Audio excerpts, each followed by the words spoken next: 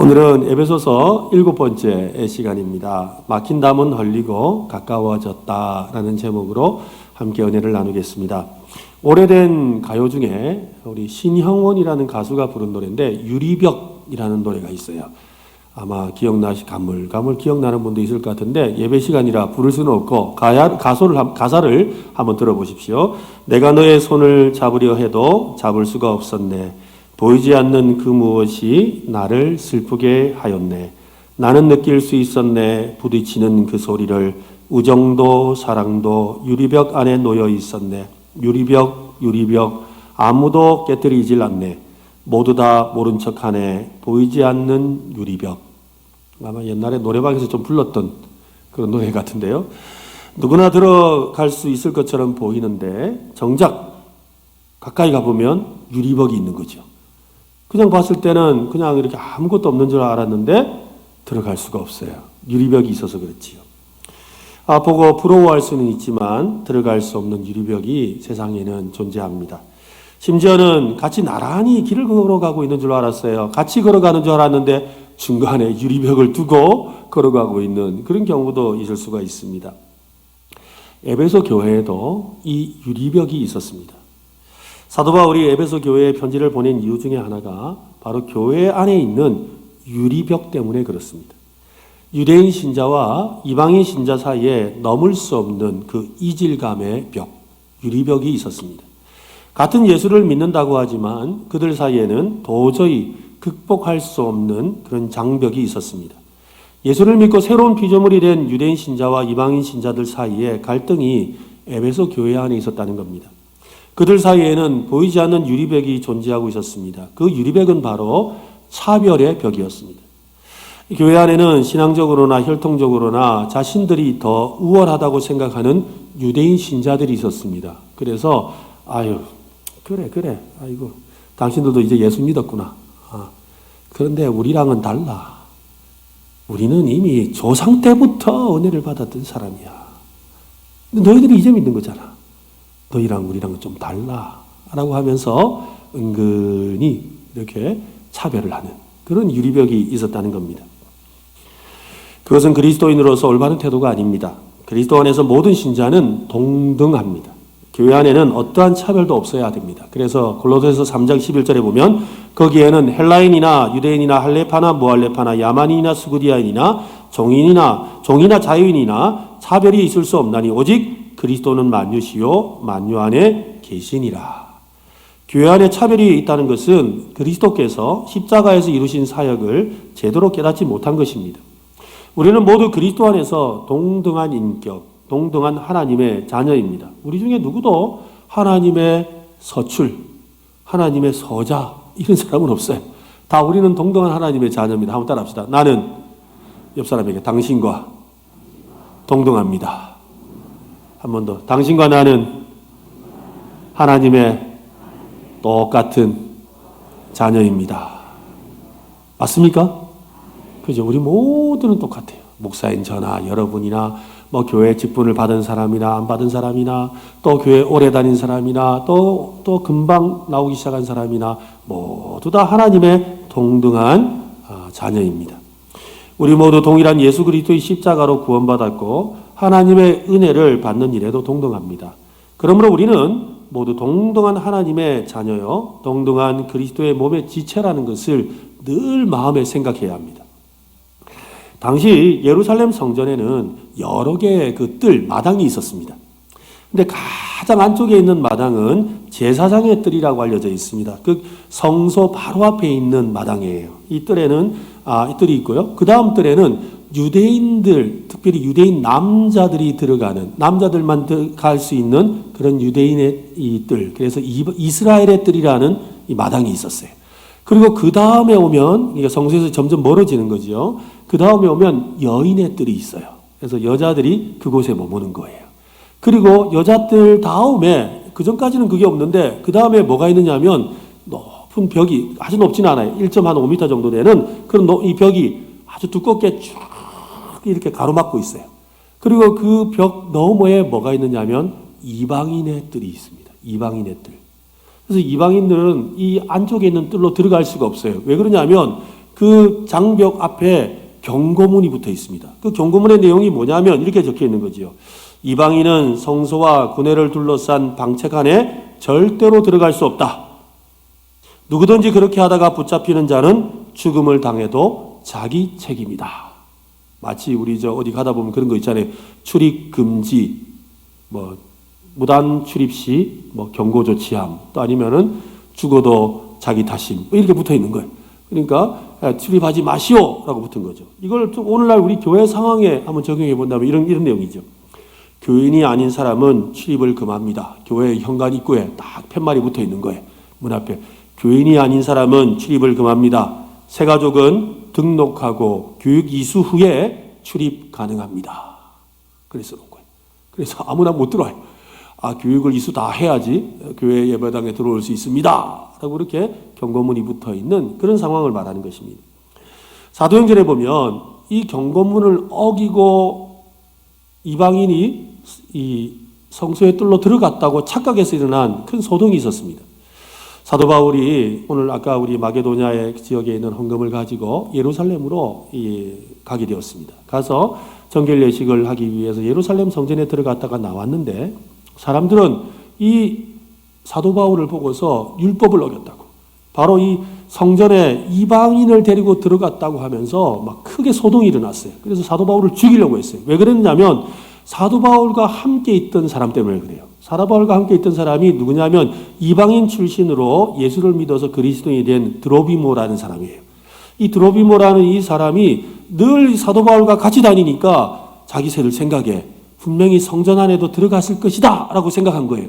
그래서 잘 됐다, 딱 걸렸다 하고는 드로비모를 핑계대어서 그래서 사도 바울을 죽이려고 했죠. 그러나 실제로 사도 바울은 이 율법 예식을 알기 때문에 그를 함께 성전에 데리고 들어가지 않았던 겁니다.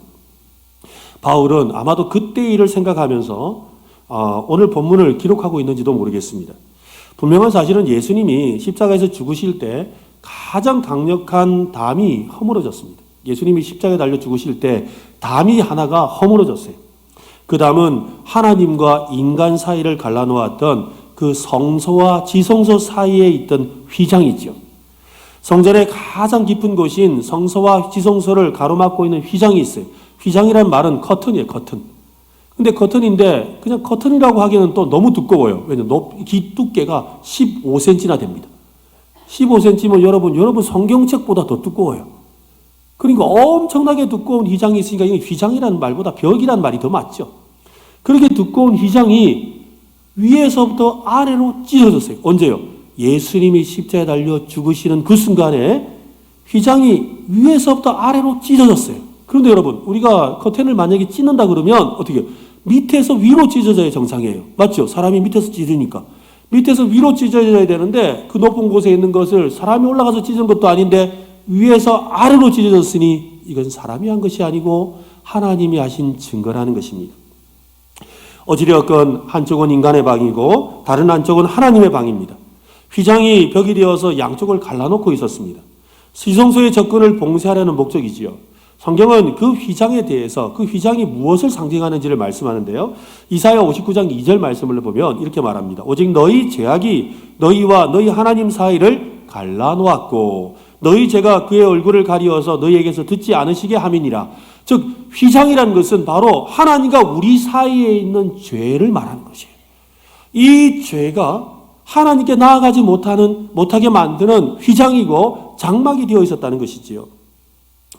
우리의 죄악으로 하나님과 구분되었고 하나님께 나아갈 수가 없었습니다. 그러나 예수님께서 십자가에서 죽으실 때 하나님과 사람 사이를 가로막고 있던 휘장이 위에서 아래로 찢어졌다고 했습니다. 그로 인해서 성소, 인간이 하나님께로 나아갈 수 있게 된 것이지요.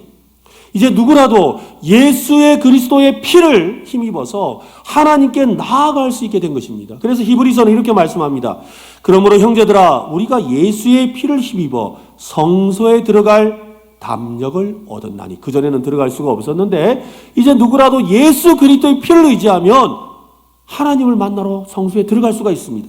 그 길은 우리를 위하여 휘장 가운데로 열어놓으신 새로운 살길이요 휘장은 곧 그의 육체라. 지성소의 휘장이 찢어졌다는 것은 하나님과 사람 사이의 휘장만이 아니라 성도와 성도 사이에 보이지 않는 휘장.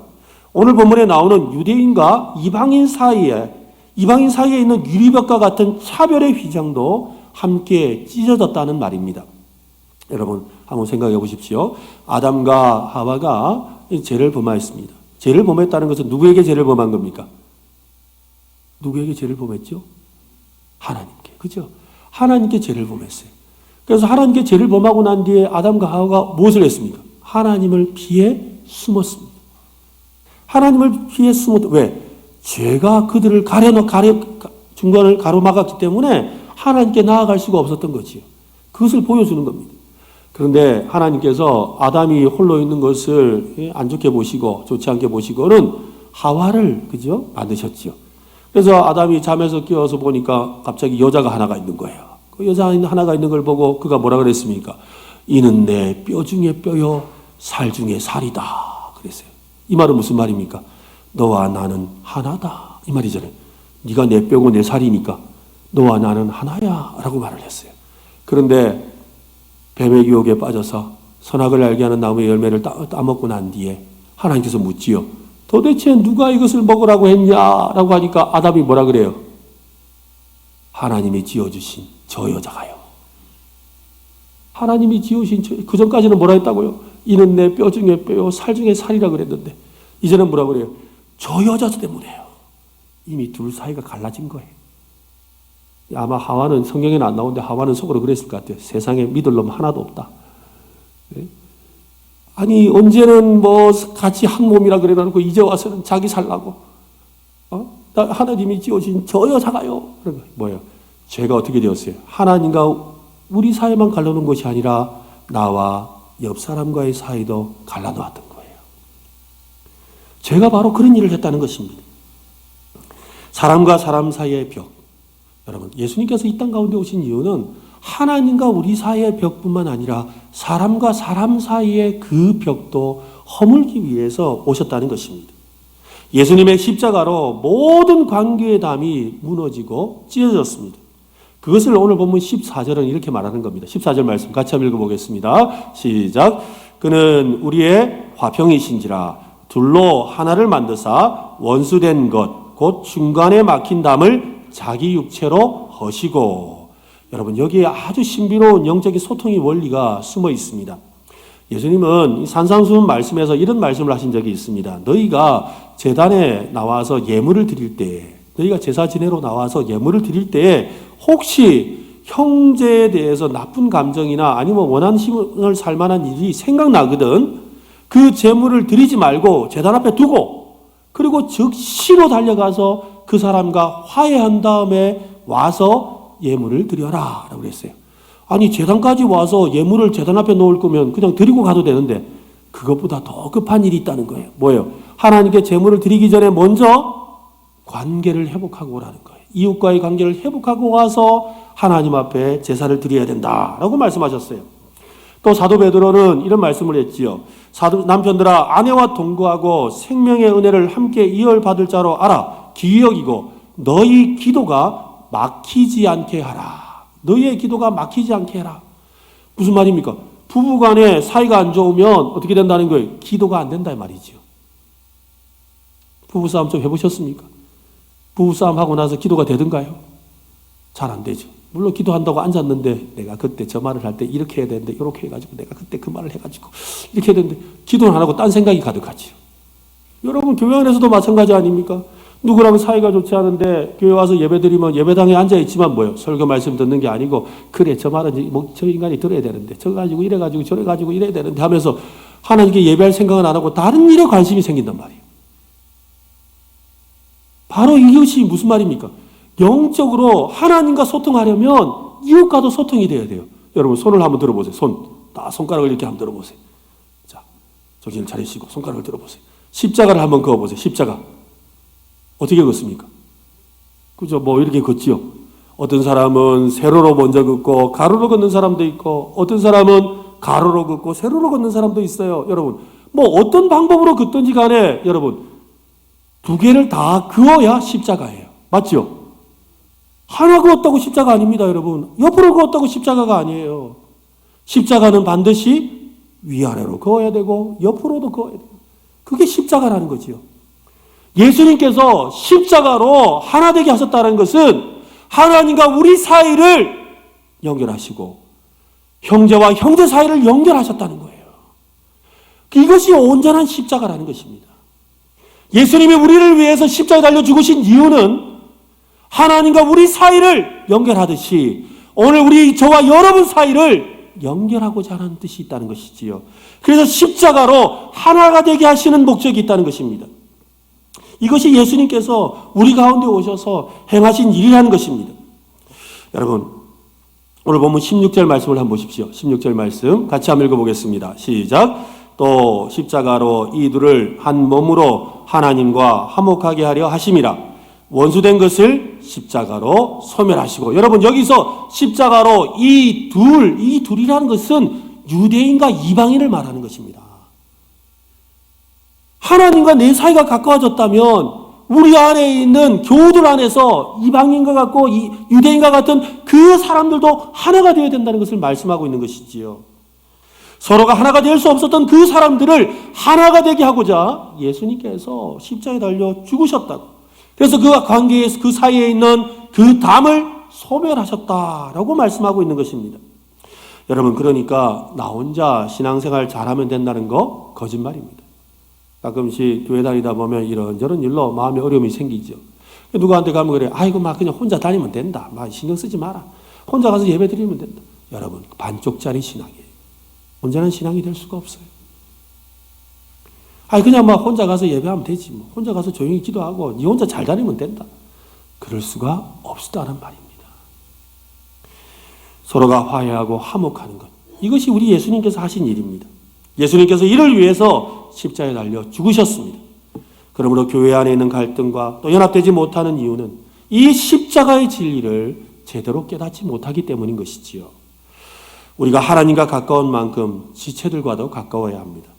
지체들과 가까운 것은 지금 내가 하나님과 가깝다라는 증거입니다. 이 사실을 믿으시기 바랍니다. 여러분, 퀴즈를 또 오늘도 내야 될 것 같은데요. 예수님은 할례를 받으셨을까요? 안 받으셨을까요?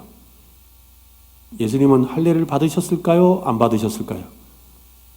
예수님은 유대인이시기 때문에 난 지 8일 만에 할례를 받으셨습니다. 유대인은 누구나 받아야 되기 때문에 예수님은 자기가 받고 싶어 받은 게 아니라 부모님이 할례 예식을 행했어요. 유대인들은 자신이 받은 그 할례에 대해서 상당한 자부심이 있었습니다. 할례는 사람들을 가르는 중요한 잣대가 되고 있었습니다. 오늘 말씀도 그런 배경으로 설명하고 있습니다. 오늘 보면 11절을 한번 보십시오.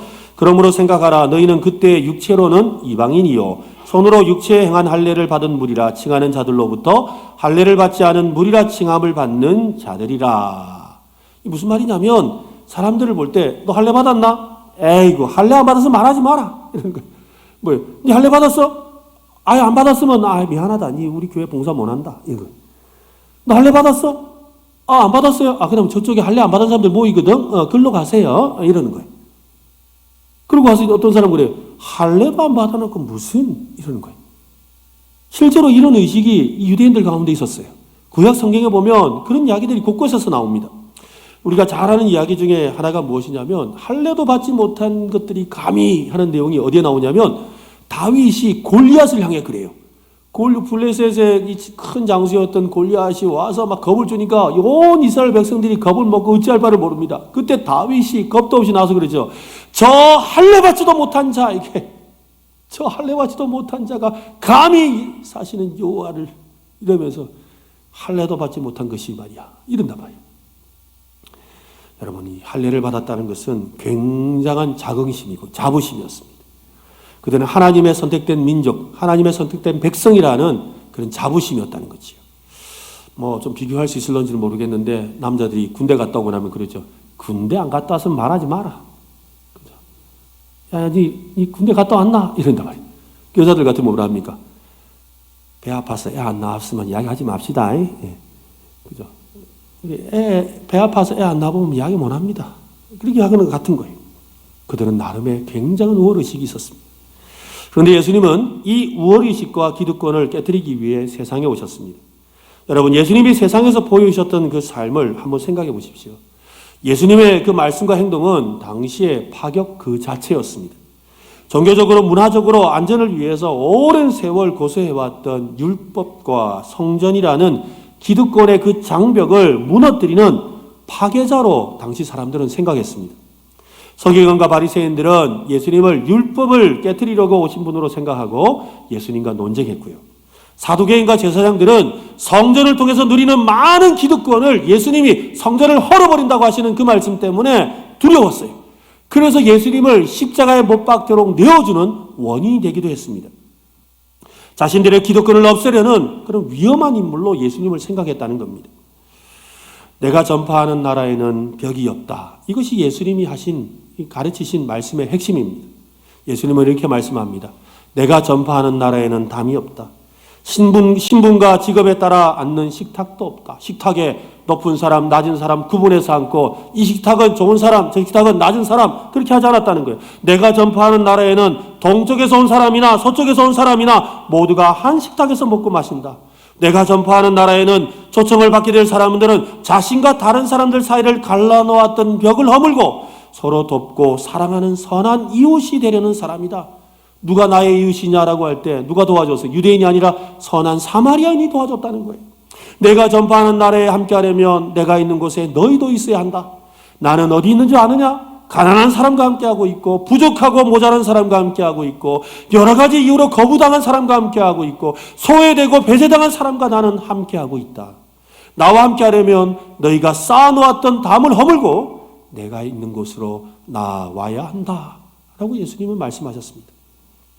여러분, 기득권을 없애고 벽을 허무는 가장 좋은 방법이 무엇이겠습니까? 어떻게 하면 기득권을 없애고 벽을 허물 수 있을까요? 그것은 새로 시작하는 겁니다. 새로 시작하는 거예요. 새로운 시대를 여는 것입니다. 예수님은 새로운 시대를 열기 위해서 세상에 오셨습니다. 예수님께서 공생의 사역을 시작하면서 처음 선포하셨던 말씀을 보면 알 수가 있습니다. 누가복음 4장 18절과 19절 말씀인데요. 주의 성령이 내게 임하셨으니 이는 가난한 자에게 복음을 전하게 하려 하시고 내게 기름을 부으시고 나를 보내사 포로된 자에게 자유를 눈먼 자에게 다시 보게 함을 전파하며 눌린 자를 자유롭게 하며 19절 같이 한번 읽겠습니다. 시작. 주의 은혜의 해를 전파하게 하려 하심이라 하였더라. 여기서 주의 은혜의 해, 은혜의 해에 일어나는 일이 가난한 자에게 또 포로된 자가 해방되는 그런 일들, 눈먼 자가 고침을 받는 이런 일들인데, 여러분, 주의 은혜의 해가 무엇이겠습니까? 이 주의 은혜의 해가 무엇이냐면 희년이에요. 뭐라고요? 희년. 한번 해봅시다. 희년. 네, 발음을 잘해야 됩니다. 기쁠 희자입니다. 희년. 네, 희년. 이 희년이라는 것은 무엇이냐면 우리가 안식일이 7째 날이라면 우리가 농사 짓는 사람들이 7년째 되는 날 땅을 쉬게 하는 거예요. 그래서 그때는 농사를 안 지어요. 7째 해 때는. 농사를 안 지으면 고아와 가부들이 와서 그곳에 있는 그냥 이렇게 막 자란 걸 가져가는 거예요. 그래서 이 안식년이 7째 되는 해. 안식년이 7째 되면 49년이죠. 77, 49. 그리고 그 다음에 50년째 되는 해를 희년이라고 불러요. 희년이 되면 어떻게 되느냐 하면 우리가 뭐 농사 짓고 살다 보면 뭐 어떤 해는 농사가 잘 안 돼가지고 빚이 생기잖아요. 그럼 빚이 생기니까 뭐 갖다 팔 게 없어가지고 땅을 갖다 팔아요. 조상 때부터 내려오던 우리 분기신 땅을 파는 거예요. 이 팔고 땅을 팔았는데도 제대로 우리가 살지를 못하죠. 그러니까 어떻게 돼요? 내가 누구 집에 종으로 들어가고 하인으로 들어가요. 그러다 보니까 땅도 없고 하인이 되어서 내가 종된 신분으로 살아가게 된 거예요. 그런데 50년째 되는 날이 되면 다시 전부 다 처음으로 돌아가시오 이 말이에요. 희년이란 말이. 그래서 다시 처음부터 어떻게 해요? 종되었던 자는 풀려나서 자유인이 되고 또 땅을 잃어버렸던 사람은 땅을 회복하고 그래서 다시 시작한다는 거예요. 이것을 희년이라고 그래요. 그리고 이것을 주의 은혜의 해라고 하는 것이죠. 예수님이 지금 이 은혜의 해를 선포하신 거예요. 이것을 조금 더 쉽게 설명하면 요즘 젊은 사람들 표현을 하면 이런 표현이에요. 리부트. 재부팅했다. 이 부팅이라는 말이 시작한다는 뜻이거든요. 그러니까 새롭게 다시 시작했다. 그래서 뭐냐면 우리가 가끔씩 컴퓨터가 이렇게 막 목통이 내가 잘 안 될 때 있어요. 그러면 리셋을 누르죠. 그러면 어떻게 돼요? 다시 부팅돼요. 재부팅되는 거예요. 또 여러분 TV 보다 보면 갑자기 TV가 목통이 돼가 잘 안 나올 때가 있잖아요. 그러면 AS센터에 전화를 하면 뭐라 그래요? 아, 예, 저기 혹시 뒤에 그 전원 버튼이 있는데 그 전원 버튼 한번 껐다가 켜주세요. 껐다가 켜니까 잘 되잖아요. 그처럼 껐다가 켜서 새로 시작하는 것, 이것을 주의 은혜의 해라고 하는 것이에요. 새로 시작했으니까 이제 뭐예요? 다 같이 시작한 거예요. 다 같이 새로 시작한 거예요. 뭐 그럴 일은 없겠지만 여러분, 만약에 우리 교회가 새롭게 시작한다고 한번 생각해 보세요. 그러면 뭐 10년 전에 다닌 사람, 50년 전에 다닌 사람, 70년 전에 다닌 사람, 어제 온 사람 다 같이 오늘 새 가족인 거예요. 바로 그런 개념이라는 것이지요. 바로 그런 개념으로 예수님께서 우리에게 이 새 은혜를 선포하셨던 것입니다. 사도 바울은 그 예수님의 말씀을 기억하고 예수님이 십자가를 통해서 은혜의 희년 재부팅을 하셨다고 그가 지금 말하고 있습니다. 15절 말씀인데요. 한번 보십시오. 같이 한번 읽어보겠습니다. 시작.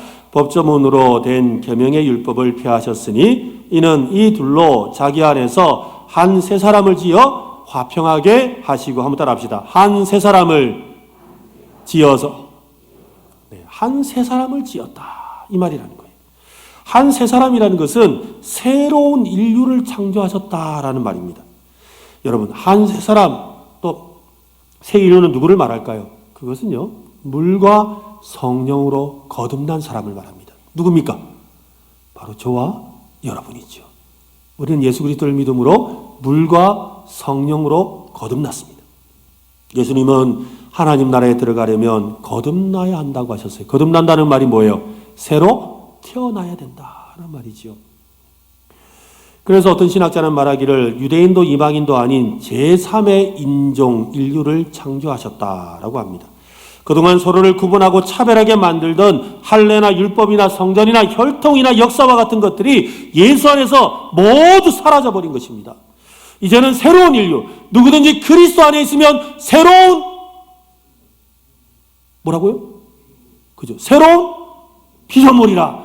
이전 것은 지나갔으니, 이전에 뭐가 지나갔어요? 할례, 혈통, 그 다음에 우리 아버지가 유대인, 율법, 성전, 이런 모든 것들이 지나갔으니 보라, 새 것이 되었도다. 새로운 하나님이 예수 그리스도를 통해 주신 구원받은 새 사람이 된 것입니다. 따라합시다. 나는 예수님으로 새 사람이 되었습니다. 옆 사람에게도 말씀하세요. 당신도 예수님으로 새 사람이 되었습니다.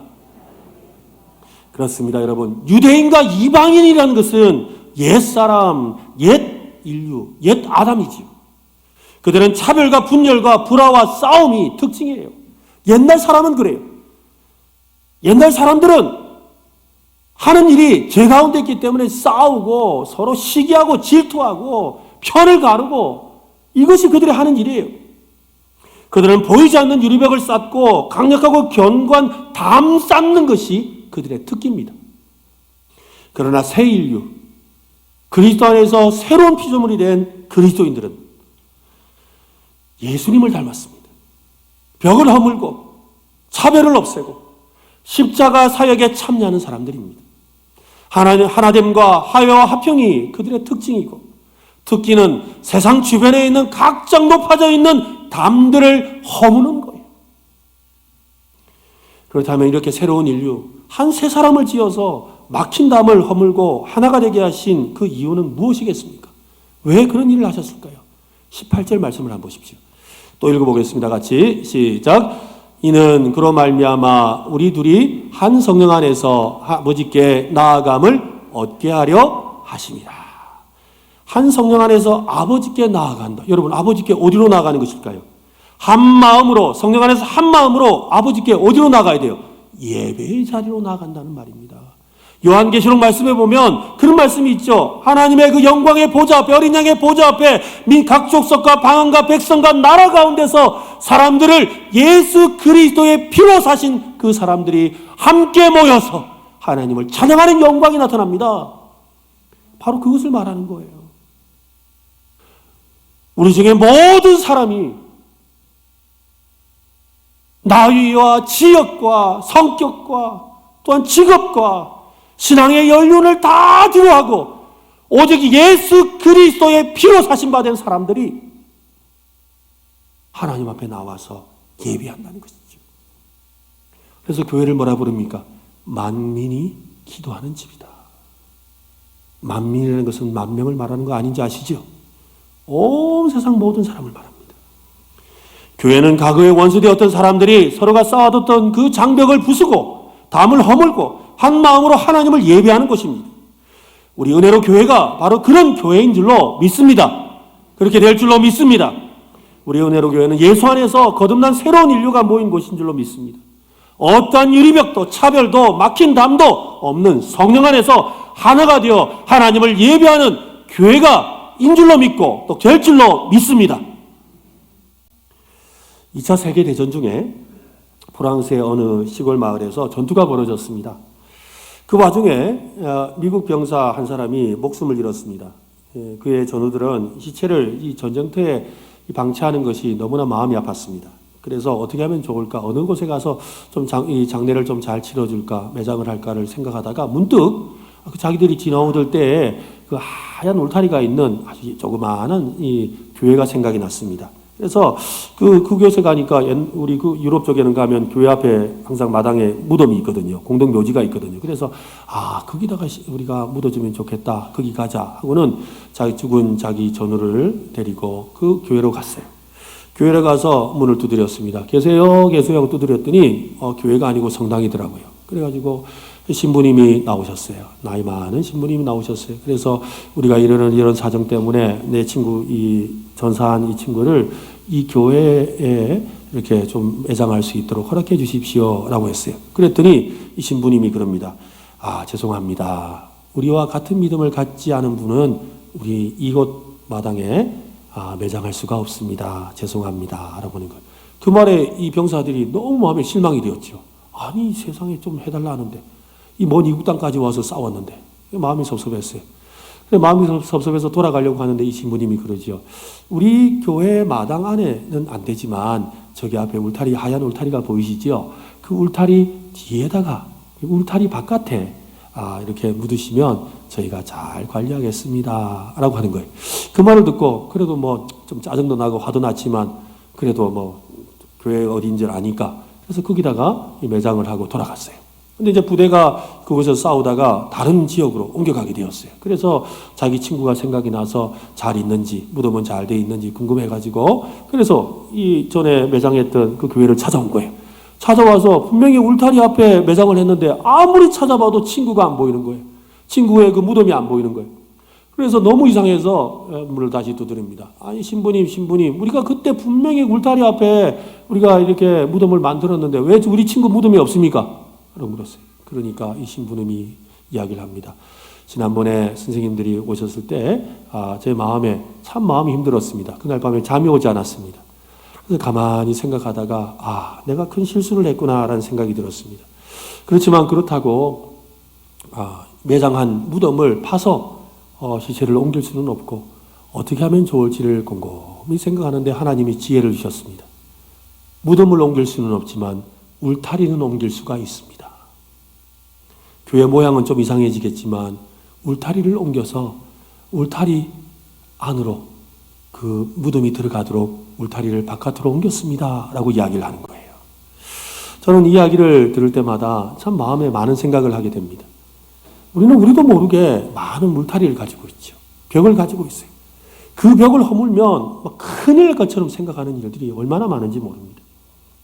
예수님은 둘 사이에 막힌 담을 허물고 성령 안에서 하나가 되어 살아가라고 교회를 주셨습니다. 그런데 정작 교회는 크고 작은 울타리와 보이지 않는 유리벽에 가로막히고 있습니다. 우리 은혜로 교회 안에도 이런저런 벽들이 존재할지도 모릅니다. 지금 앉아있는 여러분 사이에도 보이지 않는 벽이 있을런지도 몰라요. 유리벽이 존재할지도 모릅니다.